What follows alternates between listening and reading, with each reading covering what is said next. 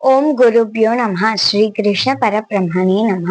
శ్రీమద్ భగవద్గీత మొదటి అధ్యాయంని కంటిన్యూ చేయబోతున్నాను. 41వ శ్లోకం.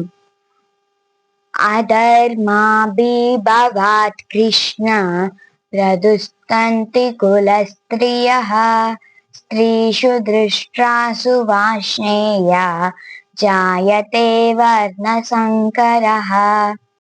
42వ శ్లోకం.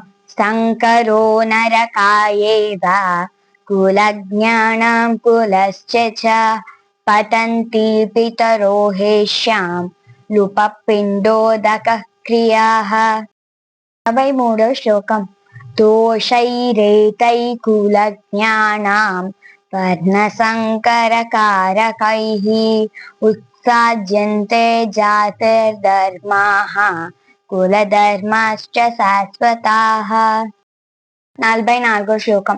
ఉత్సన్న కులధర్మాణాం మనుష్యాణాం జనార్దన నరకే నియతం వాసః భవతిత్యనుశుశ్రుమా. 45వ శ్లోకం. అహో బత మహత్సాపం కర్తుం వ్యవసితా వయం యద్రాజ్య సుఖలోభేన హంతుం స్వజనముద్యతాః. 46వ శ్లోకం. యది మామప్రతీకారం అశస్త్ర శస్త్రపాణయః దాత్ర రాష్ట్రారణి హన్యుస్తన్నిక్షేమతరం భవేత్. సంజయ ఉవాచ ఏవముక్తార్జున సంఖ్యే రథోపస్థ ఉపావిశత్ విసృజ్య ససరం చాపం శోక సంవిఘ్నమానసః.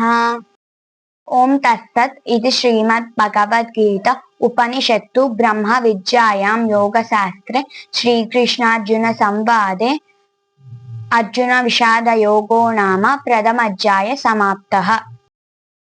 ఎవరైనా నా ఛానల్ని సబ్స్క్రైబ్ చేసుకోకపోతే ప్లీజ్ సబ్స్క్రైబ్ చేసుకోండి. సబ్స్క్రైబ్ చేసుకున్న వాళ్ళకు ధన్యవాదాలు.